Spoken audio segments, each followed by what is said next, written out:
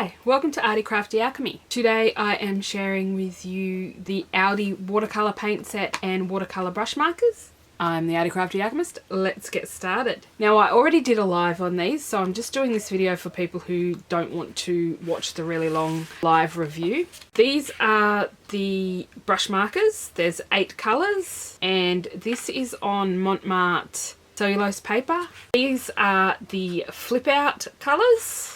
We'll pull out a brush marker and have a look. When they come with this little ring on it. You have to unscrew this all the way, take this ring off, and then you need to screw this all the way down, and you need to push really hard and screw it so that this piece that you're screwing on ends up flush with the barrel, otherwise it won't pierce the film properly.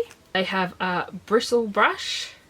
And as you can see on the Montmartre paper, they are quite luminous and vibrant. But when I use them on the Arty 300 GSM or even the 200 GSM cotton paper, they lose their vibrancy. They become quite dull. So these for me seem to work better on cheaper papers. I'll show you projects made with this. The first one I did in the live. This is a peony by Stampendous. I didn't actually bring the stamp set in here with me. I'd already pre-stamped it ages ago and taken it to England. It's just one that I hadn't coloured in yet. So I thought I'd test out the brush markers with it and make a rainbow flower. For the background, I've used the mixable stencils by MFT, the brick wall, with some Inca Gold in platinum. I really love how that turned out. It's nice and subtle. It doesn't detract from the rose. The Wishing You a Rainbow of Happiness comes from the Rainbow of Happiness stamp set from MFT. I've taken the rainbow and then the Wishing You a of Happiness, and they're spread apart just perfectly so that you can fit rainbow in the middle. And the embossing powder is the Nouveau Jet Black. I've again used the Nouveau Jet Black on my next card, which says I love you to the moon and back, from the To the Moon and Back Hedgehog Hollow stamp set. I used all the colours except pink and black to do this background on cellulose paper, and you can just see the difference in the vibrancy. That's on the 300 GSM Arty, which is Fabriano cold press 100% cotton, and that is cellulose paper, and the vibrancy is just so much better on the cellulose. I'm not sure how it would work on other brands watercolor paper, but I just find that in the Arty it's so much more vibrant on the non-cotton version. I used the Paper Roses stitch rectangles for my card base. One other thing to note with these that I have noticed is they don't really dry all the way down. I can run my finger through and still pick it up. That's been sitting on my palette without any water added to it since I did a live 4 or 5 days ago, and it's still icky and sticky. For a couple of days afterwards, they were still very wet. It's only taken to now, a couple of days later, for them to dry down and just be sticky and not moving about. My cat's been on the plate. She actually stuck her paws in one and had a pink paw for a while. So that's the brush markers. Really easy to use and very vibrant. And we have the flip out palette, which has 25 colours and looks like the Superior palettes. Some of the colours are very similar, some are a little different. They're both made in China. That's the Superior 42 colour set. They do have a 25 colour set, which has similar colours to this. All the colours are named C in the same fashion as the Superior colours. There's a good range of colours in there. The only really weak one is this one, but there's a purple colour that always comes out like that, and off the top of my brain I cannot remember what it is.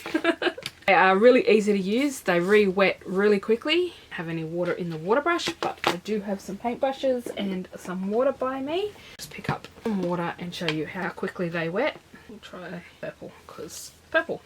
As you can see, I've just ran that over and picked up a whole bunch of colour already. The brush doesn't hold enough water to keep going, but you can go a long way with just a little bit of paint. And almost all the colours are like that, except for C18, which is that purple. I even have it in the palette that I got from Riot last year, and it does the same thing, a similar colour. It does exactly the same thing. So it has a little mixing tray underneath, like the Superior palettes. You have your little sponge, a little water brush, which they're not too bad of water brushes. Had worse. And then the last card I want to show you is actually my Mother's Day card for my mum.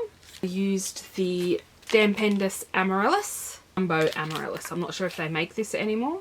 And then I use this Kaiser Craft pattern, and I'm not sure what it is, but it looks a bit like tiles. But for some reason, I didn't have that one in its packet. Happy Mother's Day is from Lawn Fawn. I would tell you what gold I used, but I actually stamped about 4 or 5 different gold embossing powders before I decided which one I was going to use, and then I just chopped up all the banners and stuck them in a jar to use next year, I guess, with a bunch of other sentiments. And I hand cut the banner, and again the stitched border is from the Paper Roses stitched borders. They are really luminous. This one's on 200 GSM cotton paper from Arty, which is Fabriano Artistico rebranded and sold a lot cheaper here in Australia. This is a little bit of layering, but the more you layer, the more luminous and vibrant they seem to get. They mixed really lovely. I mixed 2 colours on here. I mixed this green and this green, and the leaves themselves, wet in wet.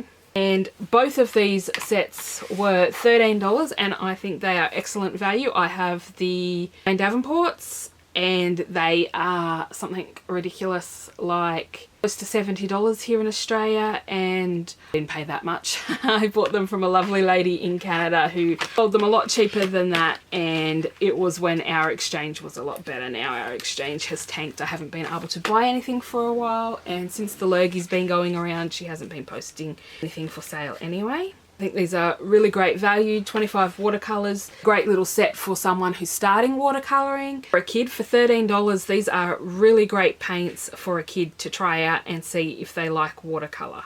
They don't spread as much as a regular watercolour. I did a little test in my live. This is Daniel Smith, and this is the Aldi watercolour sets. You can see they just exploded across the page, and these almost stayed where they are, so they're not mixed with dispersing detergent to make them move across the page very much. But sometimes when you're learning, it's better to learn with paints that aren't going to move around too much, so you can put them exactly where you want them. If you're doing detailed paintings and you don't want your paint to run away, they're a good idea.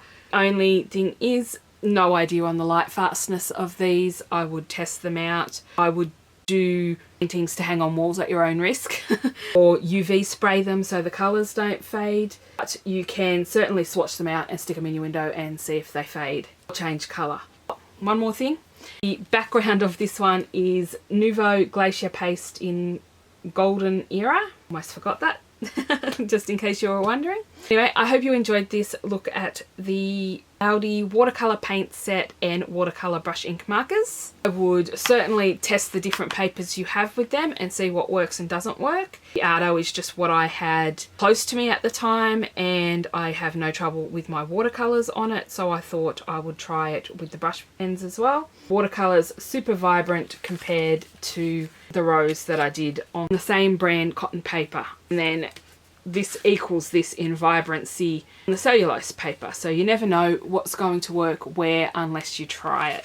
I hope this review was helpful. If it was, please don't forget to hit the like button, subscribe to see more content like this, and hit the bell notification to know when new videos come out. Let me know down below if you've bought these and tried them and what you thought of them. I think they're excellent value for $13. These are emptied. You could refill them with ink or water or liquid watercolours. So you've effectively got 8 brush pens for $13, which for good quality brush pens you can pay $10 each for them, so or more here.